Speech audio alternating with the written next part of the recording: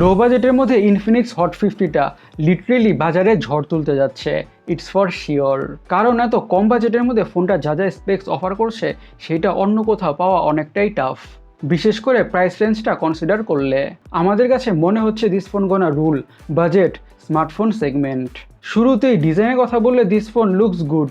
ফোনটা থেকে একটা ক্লিন টাইপের লুকস আসছে। ব্যাক প্যানেলটা খুবই ফানকি টাইপের ডিজাইন না, তাই স্মার্টফোনটা দেখতে অনেকটাই ক্লাসি লাগে। আর গ্রেডিয়েন্ট ফিনিশ থাকার কারণে লাইটের রিফ্লেকশনে কিছুটা কালারও শিফট হয়। এখনকার দিনের খুবই কমন চারকোনা ক্যামেরা মডিউল না দিয়ে লম্বা ক্যামেরা মডিউল দিয়েছে, ব্যাপারটা অনেকটাই রিফ্রেশিং লাগছে। ডিভাইসটা IP54 স্প্ল্যাশ প্রুফ। এখন ফোনটার ইন্টারেস্টিং পার্ট, ডিসপ্লেটাকে নিয়ে কথা বলা যাক। ডিসপ্লে থাকছে 6.7 ইঞ্চের HD+ IPS ডিসপ্লে, আরও থাকছে 120 হার্জের রিফ্রেশ রেট।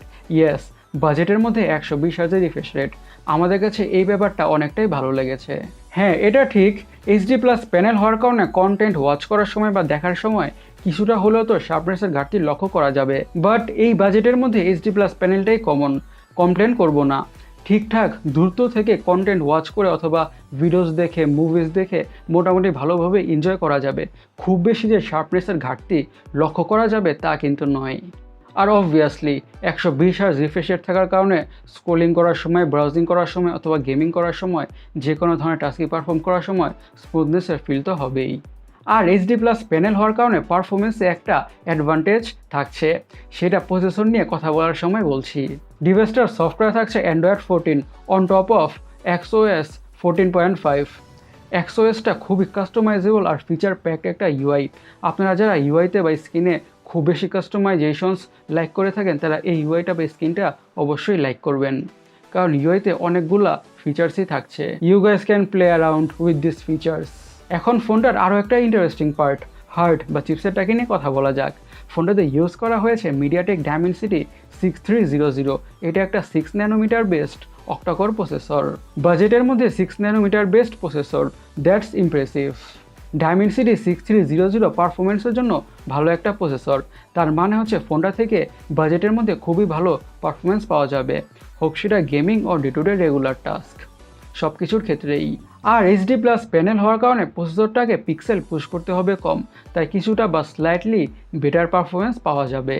এটা বলাই যায় বাজেটের মধ্যে পারফরমেন্সের জন্য ফোনটা অনেকেরই টপ মোস্ট প্রায়োরিটিতে থাকবে, that's for sure. Not just for performance, even ক্যামেরার জন্য থাকছে ডুয়াল ক্যামেরা, 48 মেগাপিক্সেলের প্রাইমারি সেন্সর আর 2 মেগাপিক্সেলের ডেপথ সেন্সিং সেন্সর। 48 মেগাপিক্সেলের প্রাইমারি সেন্সরটা হচ্ছে সনির সেন্সর, থাকছে সনি IMX582।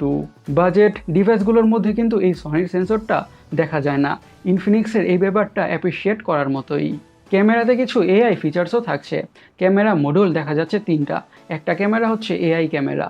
প্রাইমারি ক্যামেরাতে আরও থাকছে প্রো মোডের মতন ফিচার্স, ডুয়াল মোড থাকছে, মানে একই সময় সামনের এবং পিছনের ভিডিও রেকর্ড করা যাবে। আরও থাকছে ফিল্ম মোড। ভিডিওর কথা যেহেতু বলছি, ফোনের ডিসপ্লেটা HD+ প্যানেল হলেও ফোনটা দিয়ে অ্যাকচুয়ালিতে 2Kতে ভিডিও রেকর্ড করা যাবে, ফ্রন্ট এবং ব্যাক উভয় ক্যামেরা দিয়েই। স্পিকিং অফ ফ্রন্ট, ফোনটার ফ্রন্টে থাকছে 8 মেগাপিক্সেলের সেলফি ক্যামেরা। আর 2 মেগাপিক্সেলের ডেপথ সেন্সরের কথা বললে, যদিও আমরা ডেপথ সেন্সরের ফ্যান না, বাট দাম হিসেবে অর প্রাইস হিসাবে নাথিং টু কমপ্লেন অ্যাবাউট। বিশেষ করে অ্যাকর্ডিং টু দ্য প্রাইস ক্যামেরাতে যা যা ফিচার্স অফার করছে। আরও থাকছে AI ওয়ালপেপার জেনারেটরের মতন ফিচার্স। র্যাম এবং স্টোরেজ ভেরিয়েন্টসের কথা বলে থাকছে 4GB র্যাম আর 128GB স্টোরেজ, 6GB র্যাম আর 128GB স্টোরেজ। স্টোরেজ স্পিড হচ্ছে UFS 2.2 আর SD কার্ডের মাধ্যমে স্টোরেজকে বাড়ানোর সুবিধা থাকবে। অ্যান্ড স্টোরেজকে ইউজ করে 8GB পর্যন্ত র্যামকে এক্সটেন্ড করা যাবে। সিকিউরিটিতে থাকছে সাইড মাউন্টেড ফিঙ্গারপ্রিন্ট সেন্সর। ডিভাইসটার ব্যাটারির কথা বলে থাকছে 5000 mAh ব্যাটারি উইথ 18 ওয়াটের ফাস্ট চার্জিংয়ের সাপোর্ট। এই 5000 mAh ব্যাটারি থেকে ফোনটাকে মিডিয়ামভাবে ইউজ করলে একদিনের মতন ব্যাটারি ব্যাকআপ পাওয়া যাবে। আর 18 ওয়াটের ফাস্ট চার্জার দিয়ে ফোনটা মোটামুটি দ্রুতভাবেই ফুল চার্জ হয়ে যাবে। ফোনটা এই কালার ভেরিয়েন্টসগুলোতে পাওয়া যাবে। ফোনটার দাম রাখা হয়েছে 9000 ইন্ডিয়ান রুপি। বাংলাদেশে ফোনটাকে 12.5 থেকে 13.5 ইভেন 14,000 টাকার মধ্যেও পাওয়া গেলে ফোনটা আমাদের জন্য একটা গুড ডিল হবে, বিশেষ করে অ্যাকর্ডিং টু দ্য প্রাইস, যা যা স্পেক্স আর যা যা ফিচার্স অফার করছে সেইগুলোকে কনসিডার করলে। গাইস, আপনারা ইনফিনিক্স হট 50 স্মার্টফোনটাকে নিয়ে কী ভাবছেন অবশ্যই কমেন্ট সেকশনে কমেন্ট করে জানাবেন। আর আমাদের আজকের ভিডিওটা এই পর্যন্তই। আমি সৈকত, সাইনিং আউট।